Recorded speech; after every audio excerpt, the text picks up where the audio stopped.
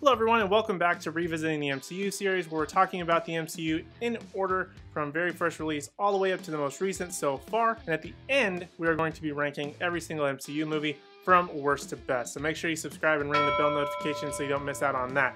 But today, once again, we are talking about Iron Man and possibly one of the most ridiculed MCU movies to date, and that is Iron Man 2.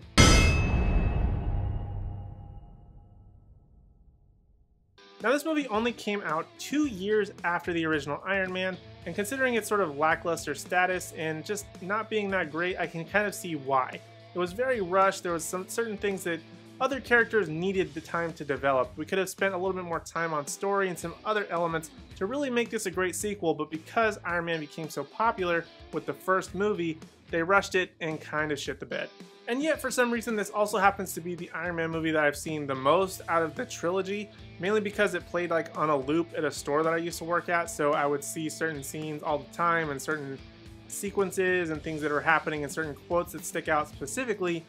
But after rewatching it, I still don't think it's that great. Iron Man 2 sees Tony Stark at a big high in terms of his persona in the public eye, being Iron Man, yet struggling with his health and keeping what he's built. There's also a new threat that's not necessarily from the past, but it does come up to take Tony down. In large part, the major roles such as Tony, Pepper, Happy are very much the same from the first movie, so if you want to go ahead and find out my thoughts on them, go back to that video.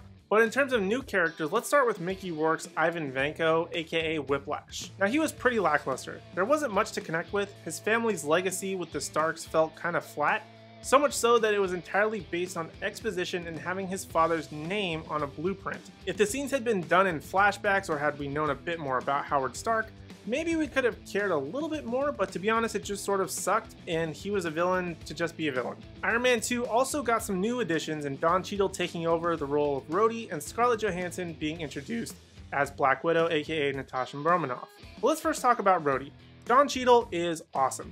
I felt like he really stepped up to replace Terrence Howard after some disputes, and he felt very much like the same Rhodey from the first, just a different guy. They made the change and moved on, and you didn't really question it too much. He was just as funny and uptight as Terrence Howard's character, and he had great chemistry with RDJ and the rest of the characters, as well as looked pretty badass as War Machine. As for Scarlett Johansson coming in as Natasha Romanoff, she does a decent job. She obviously has a much larger role in the franchise later, but it was an okay introduction to her as she is undercover and thus doesn't really feel like the Black Widow we get to know later. She does kick some ass at one point, which is always pretty fun action scene to revisit, as it is pretty iconic to her character specifically. Oh, and Sam Rockwell is a fun addition to this movie.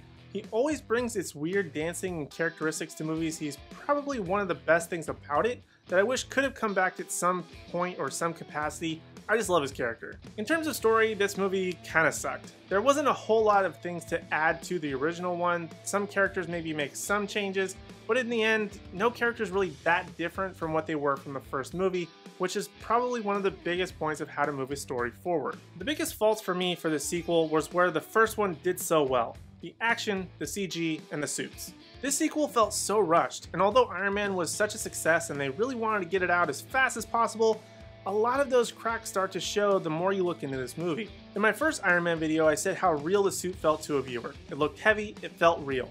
The CG was pretty damn good, yet in this one they started to get rid of a lot of that. It started to fade away.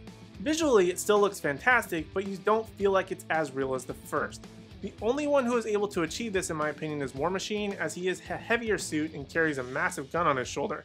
He felt heavy, as he should, but the rest just didn't have the same feeling to it. It was a massive mistake to rush Iron Man and not take the time to develop other characters and build the MCU out. But I have to give them the benefit of the doubt. This was only the third film in the MCU franchise thus far, and he was such a popular character they had to rush to get this sequel out, so I kind of technically don't want to give them too much fault for it, as they were just trying to do what was working and follow that formula, but they should have taken the time to develop those other characters and build the MCU further. I would have much rather seen a Black Widow or Hawkeye movie back then, as the connections would have been a little bit more heavy, and you would have gotten a little bit more understanding of the characters and had that even bigger impact of the Avengers later down the line. So those are pretty much my thoughts on Iron Man 2.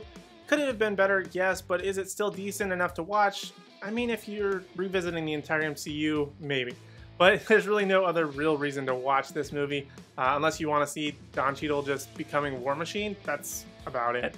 But what do you guys think about Iron Man 2? Where does it rank amongst your MCU timeline or MCU list? Let me know your thoughts and opinions down in the comment section down below, what you liked about it or didn't like about it, clearly, as I have stated here. But let me know your thoughts down there. Also, while you're down there, make sure you hit like, subscribe, and ring the bell notification so you don't miss out on any future videos, including this revisiting the MCU series and ranking it at the very end once we get through all the MCU movies that have come out so far, or whenever this series ends. But other than that, thank you guys so much for watching. I really do appreciate it, and I hope to see you in the next video.